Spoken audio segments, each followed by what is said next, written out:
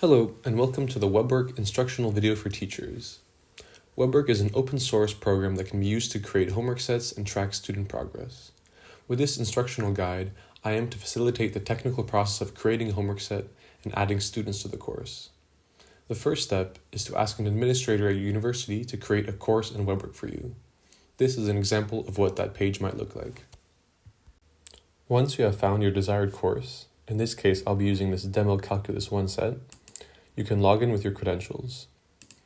And then you can see the homepage of this WeBWorK set.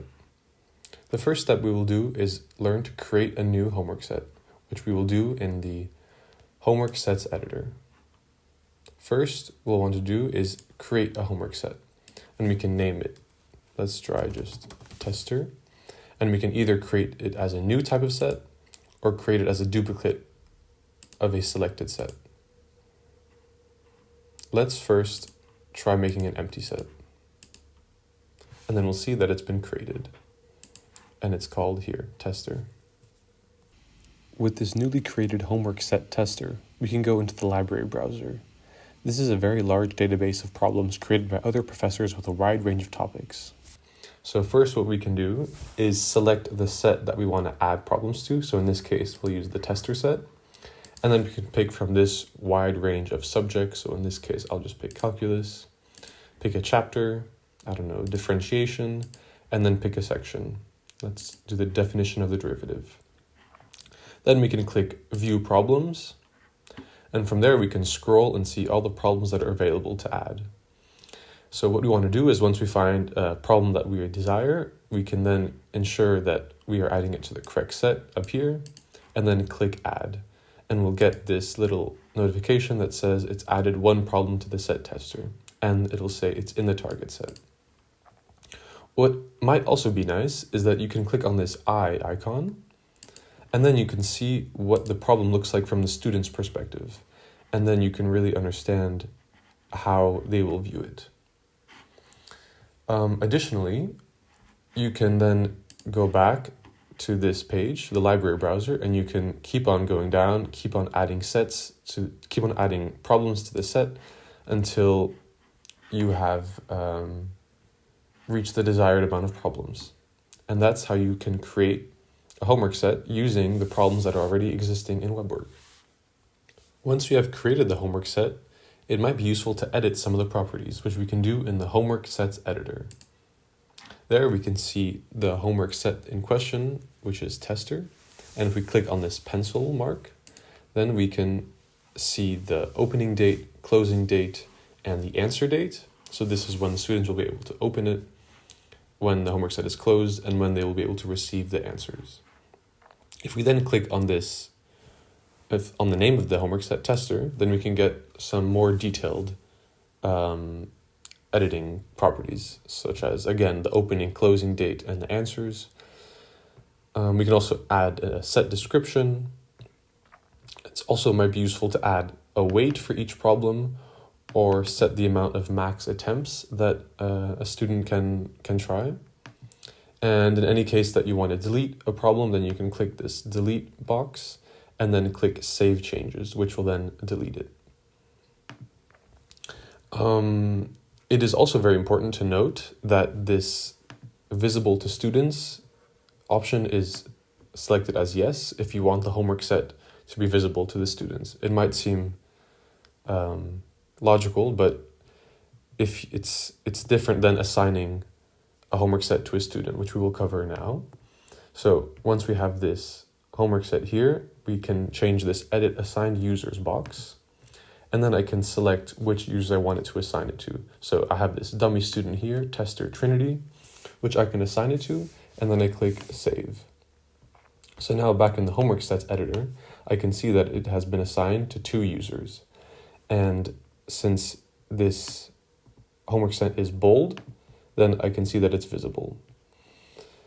So it's also possible to then change the individual deadline of a homework set to an individual student. This can be done in the class list editor. Then I can see this student here, Trinity Tester.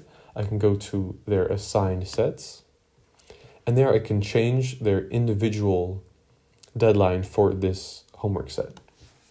And I can also change whether I want them to be assigned to a particular set. Make sure, however, once you've changed the deadline to click Save Changes, otherwise the changes will not be saved.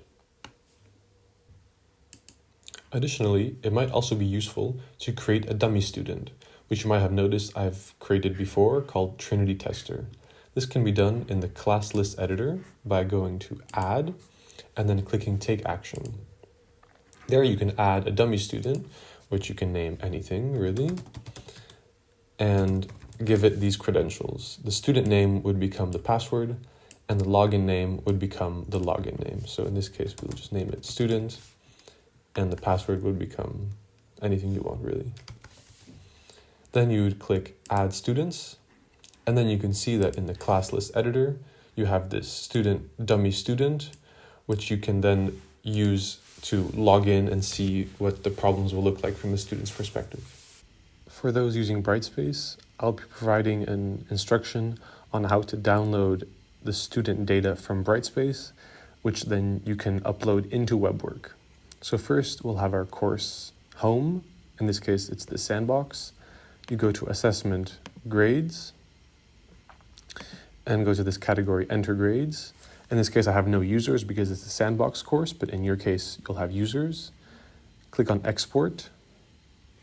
Make sure to select username as the key field, and then include the last name, first name, and the email if desired. And then you want to select Export to Excel. Once you have downloaded the student data from your learning management system, in this case I used Brightspace, but you can use whichever one your university uses, then you will open your software that you desire. In this case, I'll be using Microsoft Excel. And then you want to manipulate the student data so it looks like this format, where you have this exact amount of columns from A until I. The first column indicates the login name of the student. Then you have the last name, the first name. This C just indicates that the student will be enrolled. Then you want to make sure that these next three columns are left empty.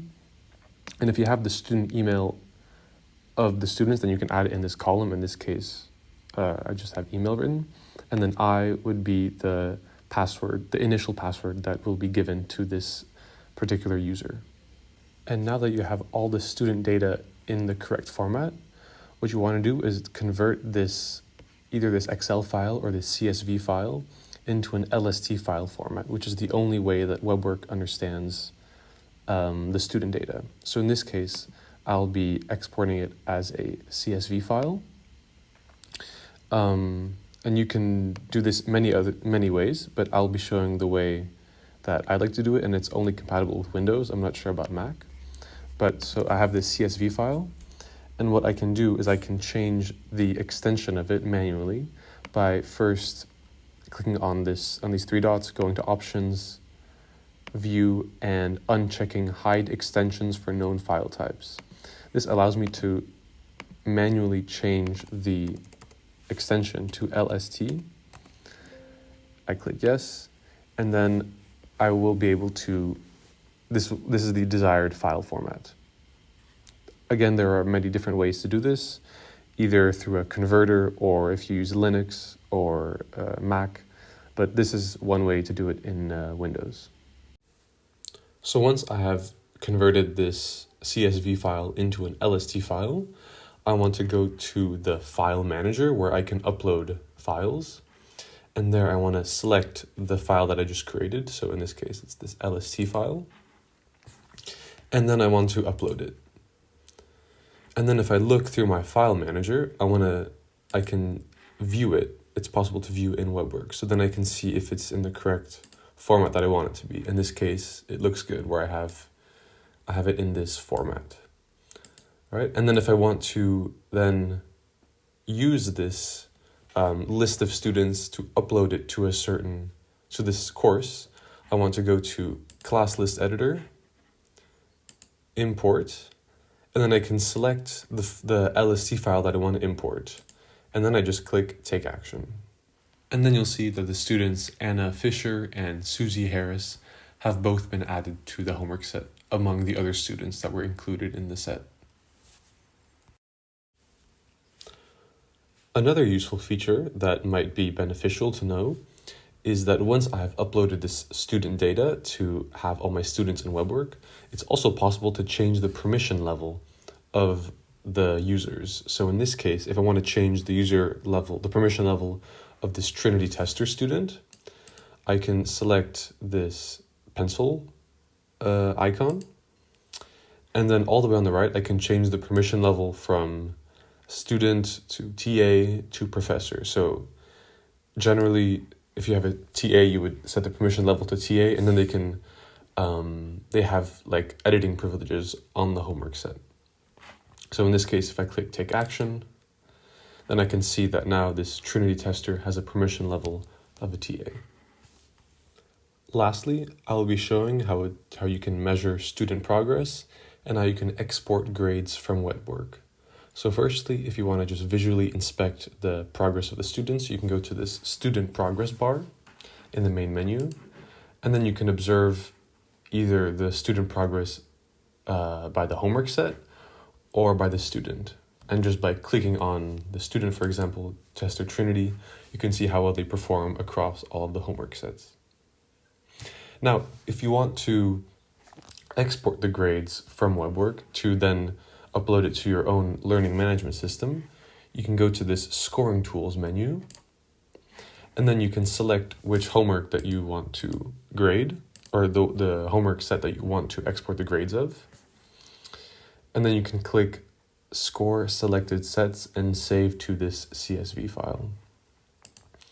This then loads what the CSV might look like. And then to download it to your computer, you then click on this link, and then it has been saved. And from there, you can do what you want with it. Hopefully this video has helped with creating your first WeBWorK set. If you have any more questions, you can always check the more detailed instruction guide.